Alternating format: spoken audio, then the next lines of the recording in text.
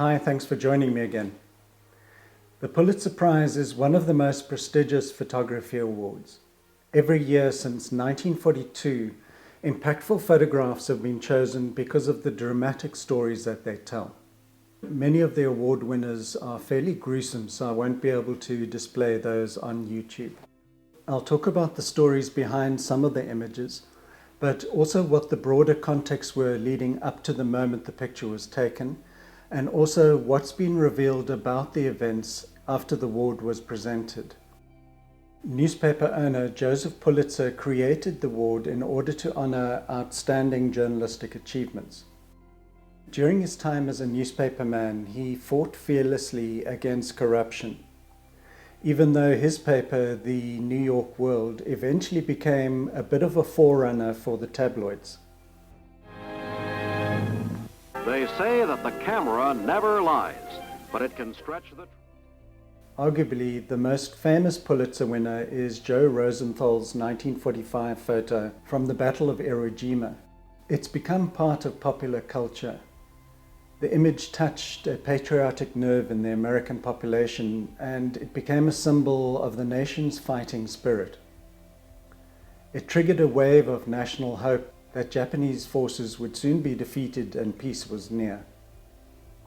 It inspired millions of Americans to buy war bonds, so it basically contributed to the ending of World War II. Despite the image being so popular, Rosenthal never received much compensation, but he was awarded and recognized posthumously. The Associated Press photographer nearly missed this chance to capture this iconic image. At the time, the bulky speed graphic was the standard press photographer's camera, and you could only take one picture at a time.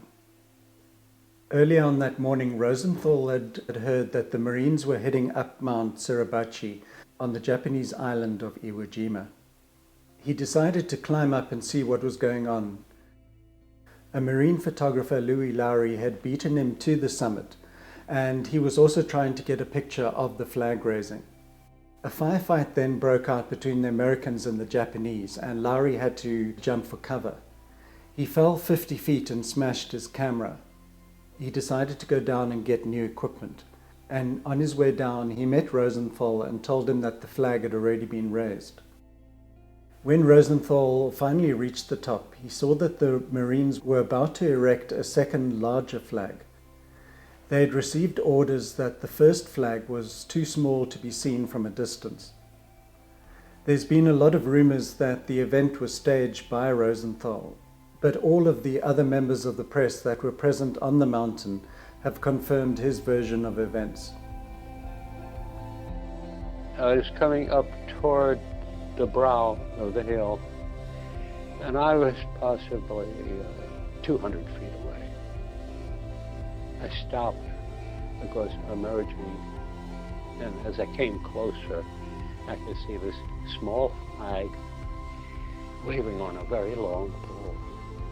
As I came closer to the pole, I saw, kneeled on the ground, there were, I believe, 3 Marines, and I said, "What's doing, fellas?" And they said to me, "We're preparing to raise this bigger flag.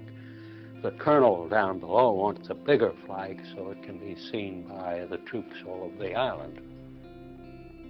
I swung my graphic around close up to my face and held it, watching through the finder, see when I could estimate what's the peak of the picture.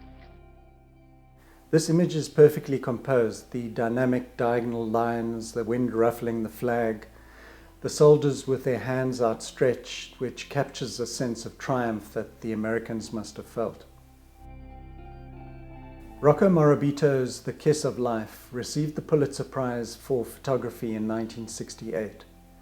He was driving to Jackson in Florida after finishing an assignment when he saw an electric company lineman who'd been electrocuted and was dangling from a pole. He called an ambulance, and when he returned, he saw that the unconscious man was receiving mouth-to-mouth resuscitation from another lineman. Something I went back by where they were working. I heard all this yelling, people yelling, and this one woman was screaming. So I looked around, I saw him hanging there. I reloaded and went back. J.D. Thompson had gone up there and was breathing into him, you know, and I could hear him say, he's breathing, so they started bringing him down. When he got back to the Jackson Journal, he told the editor that he thought he had a really good shot, and they pushed the print deadline so they could include his picture. It was eventually picked up by AP and was distributed throughout the country. 3 Pulitzer winners taken during the time of the Vietnam War are particularly poignant. The first was taken by Associated Press photographer Eddie Adams in 1968. The Vietnamese had launched their massive Tet Offensive, which brought the fighting right into the embassy compound in Saigon. Adams was out with a film crew when he saw 2 Vietnamese soldier prisoners being escorted through the streets. Suddenly, out of nowhere, General Loan, the chief of South Vietnam's National Police, walked up to the prisoner raising his pistol. Adams reacted instinctively and captured the exact moment when the prisoner was shot. I seen him reaching for his pistol. As he reached for his pistol, I just brought my camera up with his pistol and took the picture as quick as he brought it up. Well, it turned out that's when he pulled the trigger. I didn't know he was going to pull the trigger. I didn't know what happened. I didn't know when the picture was taken. From the time the picture was taken, the bullet was still in his head. No, I felt absolutely nothing. It was, when I did the picture, I stopped back at the AP office and I handed him this roll of film. And I said, I think I got somebody killing somebody. And I went out to lunch. It was that simple. People were getting shot, you know, like they do in all wars. And it's expected. If I got killed, I was killed. I've seen so many people die. He was one of many people who were killed that day. The American anti-war movement adopted this photograph as a symbol of the excesses of war. The second Vietnam-related photograph was taken at what has become known as the Kent State Massacre. In the spring of 1970, students from Kent State University were demonstrating against Richard Nixon's order to send troops into Cambodia.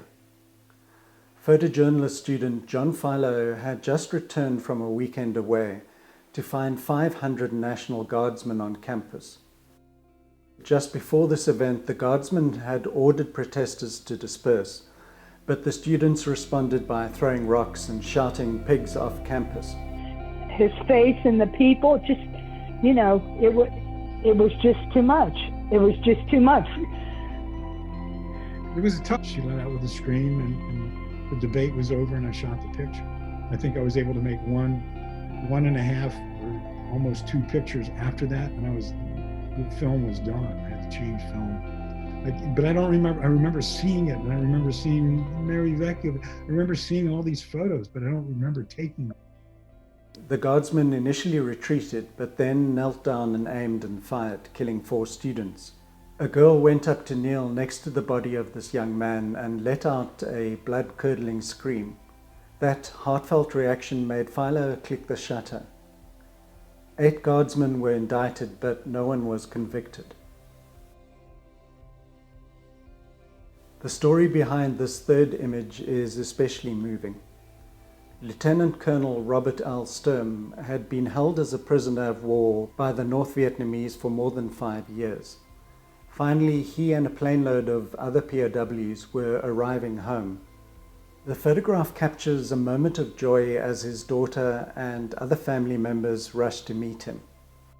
Slava or Sal Vader was working for the Associated Press covering the return.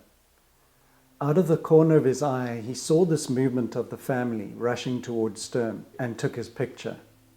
What one doesn't see in this image is that the Lieutenant Colonel had received a Dear John letter from his wife just 3 days earlier. So he doesn't have particularly happy memories of the events surrounding this photograph.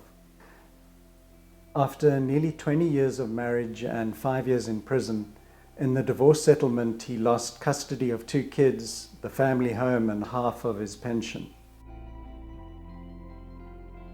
In 1975, Stanley Forman, who worked for the Boston Herald American, rushed to a building that was on fire.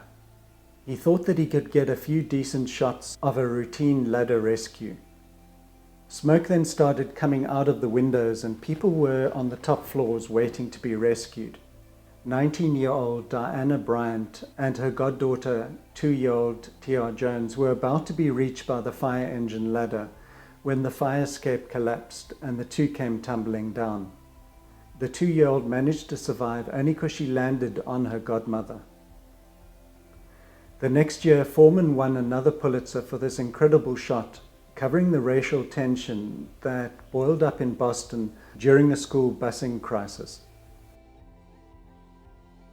The first sport-themed Pulitzer winner was taken in 1948 by Nat Fine.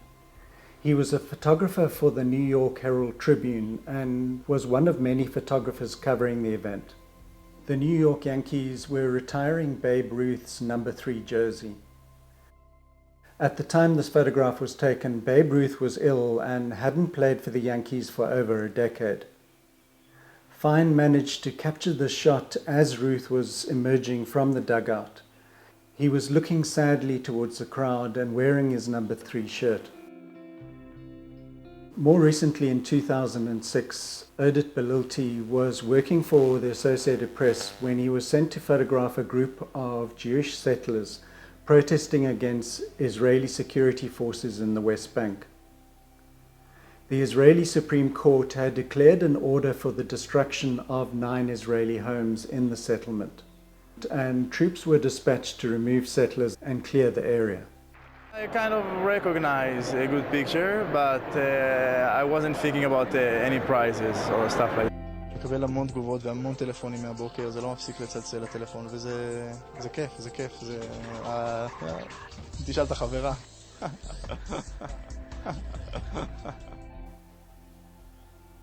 Belilti noticed this single woman standing alone against a flood of security forces.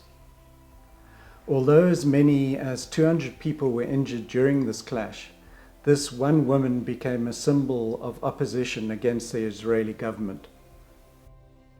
Many Pulitzer-winning photographs have made an impact on society. As mentioned, the Joe Rosenthal's flag image increased the sale of war bonds. The photos of Vietnam reduced support for the war. And after Foreman's fire escape picture win, Boston and other cities passed new safety laws. There are many more images that have really interesting stories attached, but I'm going to leave it there. Thanks for joining me, and I'm going to run a few more of the winners. Okay, see you next time.